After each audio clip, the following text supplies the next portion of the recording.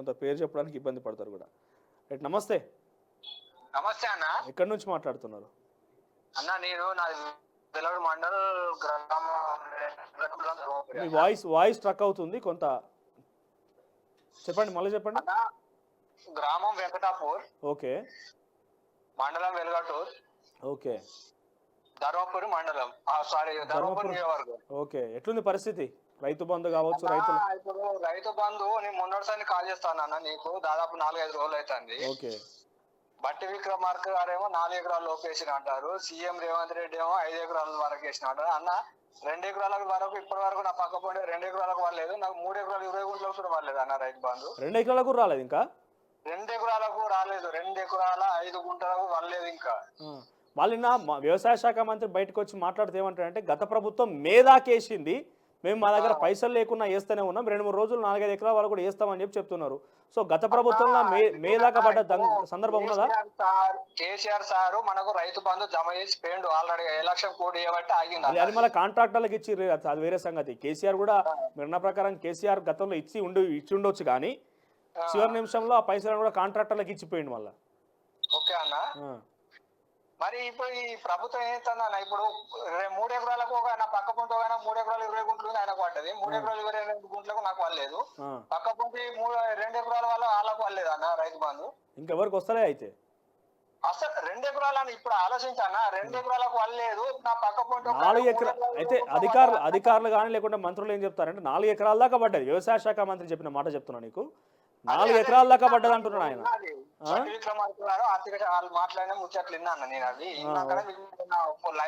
Live లో మాట్లాడతా అనుకుంటే మీరు ఫోన్ లిఫ్ట్ చేయలేదు అన్నది. ఓకే ఓకే, చెప్పండి.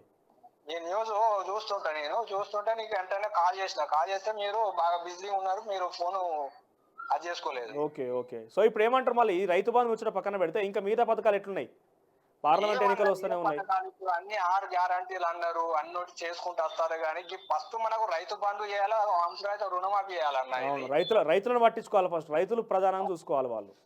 ఇప్పుడు ఎవరైనా కానీ రైతును అడ్డం పెట్టుకోవాలి రాజ్యం వెళ్తారు అన్న. అవునవును, రైతే రాజు కావాలంటారు, రైతులు మొత్తం మట్టి ముక్కిస్తారు. ఇప్పుడు ఆ పంటలన్నీ నష్టమైనాయి. అవి మీ పేరు? వానలకు అవి.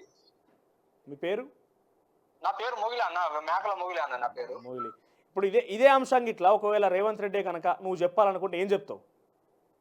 ఏం చెప్తాం అన్న, ఇప్పుడు ఎవరైనా ఏ రాజకీయ నాయకుడు అయినా కానీ ప్రతి ఒక్కరిని రైతును అడ్డం పెట్టుకుని రాజకీయాలు చేస్తారు అన్న. ప్రస్తుతం చెప్పాలంటే రైతు రాజు కావాలంటారు, రైతును అడ్డం పెట్టుకో రాజ్యాలు వెళ్తారు. ప్రస్తుతం హామీలు ఇస్తారు ఎలక్షన్లు అప్పుడు, దేన్ని అమలు చేస్తారు, దేని కూడా సిద్ధంగా ఉంటారు ఎవరే గాని. అంటే నేను ఫస్ట్ ఒకప్పుడు టిఆర్ఎస్ కార్యకర్తను, ఈయన రుణమాఫీ పెట్టుట్ల మేము ఈయనకు ఓట్లు వేయించినాం గానీ అది మాత్రం మాది పెద్ద పొరపాటు అయిపోయింది అన్నారు. టిఆర్ఎస్ కార్యకర్త కాంగ్రెస్ కోటేసిన అయితే ఏమో చేస్తారని. అయితే అన్న ఇప్పుడు 2 లక్షల రుణమాఫీ పెట్టిండు రైతు, మన కేసీఆర్ రుణమాఫీ చేస్తా అని ఆయన చేతలేడు అనుకుని ఒకటి రైతు అవగాహన ఇప్పుడు వైఎస్ రాజశేఖర రెడ్డి చేసిండు అన్న ఒకసారి. అదే ఆమంలో చేస్తాడు కావచ్చు రేవంత్ రెడ్డి, ఏదో మనకు సాయం చేస్తాడు కావచ్చు అని మేము అందరం టిఆర్ఎస్ కార్యకర్తలు ఉండి కూడా మేము కాంగ్రెస్ కోట్లు ఇచ్చాం అన్న లక్ష్మణ్ కుమార్. ఓకే, ఇప్పుడు కలవలేదు రైతు మన వస్తాడు అడగలేదు ఎమ్మెల్యేని? ఇప్పుడు పట్టగలుగుతా అన్న, అంతకు ముందు కాలేదు సినిపోయిన అంగీలు వేసుకుని గడ్డం పెట్టుకొని పిసోన్ లేక వస్తుండే ఊళ్ళోకి, అన్న నమస్తే అనుకుంటా. ఇప్పుడు ఏమవుతానన్న ధర్మారం కాడ ఒక ఆయన పట్టాంత దెబ్బలు కొట్టించిండు అట ఆయన. ఎవరు కొట్టించిండు? ఏది టిఆర్ఎస్ కార్యకర్త ఉంటాడు అన్న, ఏది మన ఇట్లా రైతు బంధు గురించి సోషల్ మీడియాలో పెట్టినందుకు అన్న అంతా మన రైతు మన లోకాన్ని అంత పిచ్చోలు చేస్తారు అన్న. అసలు ఏంది రాజకీయాలు ఏంటో అర్థం కాదు. అసలు ఈ అమలు ఈ గ్యారంటీలు చూస్తే మన దేశం పాకిస్తాన్ లెక్క అయిపోతుంది, దివాలా తీస్తుంది అని భయం అనిపిస్తాను సార్. ఒకటి పైసలు లేకుండా అయిపోతాం అనిపిస్తుందా? ఇప్పుడు ఉన్న భూములు అమ్ముకోవాలి, మన ఏది అమ్ముకుంటా ఇవన్నీ చేస్తారు. ఫస్ట్ వాళ్ళు మొత్తం ఆక్రమించుకున్న సామాన్లు అన్ని తీస్తారేమో అన్న అనుకొని అది చేసినాం. ఇప్పుడు ఏదో లిక్కర్ స్కీమ్ అనుకొని కవితకం లోపటేపించారు, ఏదేదో చేసుకుంటూనే వస్తారు. కానీ మాకేది ఎవరు ఎక్కడైనా మాకు ఒక రైతు బంధు ప్లస్ ఒక రుణమాఫీ అడుగుతాను అన్న, మేము వాళ్ళని ఏది అడుగుతలేము. రైతు సమస్యలు తీర్చాలంటున్నాం అంతే. రైతు సమస్యలు తీర్చినాక అటెంక తర్వాత సంగతి, ఫస్ట్ రైతు సమస్యలు తీర్చాలంటాం. ఏమని చేసుకోవాలన్న, ఇప్పుడు వాళ్ళు రాజకీయం ఏదైనా చేసుకుని మాకు ఇచ్చిన హామీలో రైతు రుణమాఫీ ప్లస్ రైతు బంధు. మేము ఆ రైతు బంధు మేము 7,500 ఇస్తా అన్నాడు, అవి కూడా అడుగుతలేము. ఏదైతే కేసీఆర్ మనకు ఫస్ట్ అంబేద్కర్ మీ ఎమ్మెల్యేలు మొత్తం కాంగ్రెస్ పార్టీ ఏం చెప్తా అంటే మా ఎమ్మెల్యేలు మొత్తం క్షేత్రస్థాయిలో ఉన్నారు, రైతుల సమస్యలు తెలుసుకుంటారు, రైతుల దగ్గరే ఉన్నారని చెప్పి చెప్తారు కదా.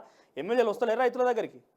ఎవ్వరు అసలు. లక్ష్మణ్ కుమార్ అయితే ఇప్పుడు ఎలక్షన్లు అయిన కాడ నుంచి ఒక్కసారి ఇదే 6 గ్యారెంటీలు మన గ్యాస్ సిలిండర్ల గురించి సర్వే చేసారు కూడా అన్న, మన కరెంట్ అది ఒక్కరోజు వచ్చిన 5 నిమిషాలు మాట్లాడిపోయాడు. అంతకన్నా ముందుగాలు ఎవరింటి కూడా కింద చిన్న గుడిసున్నా కానీ గుడిసెమ్మ కూడా కుర్చీతో కూర్చుండే వ్యక్తి అతడు. ఇప్పుడు ఏమైంది? ఇప్పుడు ఏడ ముఖం ఏడ కనిపిస్తారు, ఆయన కలవనిస్తారా సార్ ఇప్పుడు పోలీసు వాళ్ళు? పవర్ వచ్చింది బాగా. ఇప్పుడు కలవనిస్తారా అన్న, మీరే చెప్పండి. ఇప్పుడు ఎమ్మెల్యే పని వచ్చినాక ఇప్పుడు రావాలంటే ఆయన గవర్నర్లు ఉంటారు, ఆయన పిఏలు ఉంటారు, వాళ్ళందరూ దాటుకోపోవాలంటే ఇబ్బంది కదా. Thank you.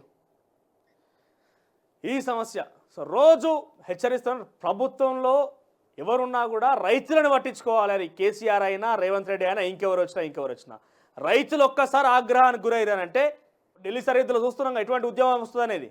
సో అంతకు మించిన చైతన్యవంతంగా తెలంగాణ రైతులు అంటే గతంలో కేసీఆర్ అనుడే కాదు, కేసీఆర్తో పాటుగా సరిసమానంగా అవన్నీ కూడా మాకు కూడా వర్తిస్తాయి అనుకోవాలి కాంగ్రెస్ పార్టీ. గతంలో కేసీఆర్ వర్షాలు కొట్టి రైతుల దగ్గర రాకపోతే ఎందుకు వస్తాలో కేసీఆర్, రైతులంటే చిన్న చూప ఖబర్దార్ అని చెప్పిన రేవంత్ రెడ్డి ఈరోజు మరి నువ్వు ముఖ్యమంత్రి అయినావు, ముఖ్యమంత్రి హోదాలో నువ్వు ఉన్నావు, గదే రైతుల దగ్గరకు వచ్చి రైతులని ఈ సమస్య రైతులు ఏమడుగుతున్నారు? వాళ్ళు ఏమైనా కావాలడుగుతున్నారా? జేబులో పైసలు ఇవ్వమంటున్నారా?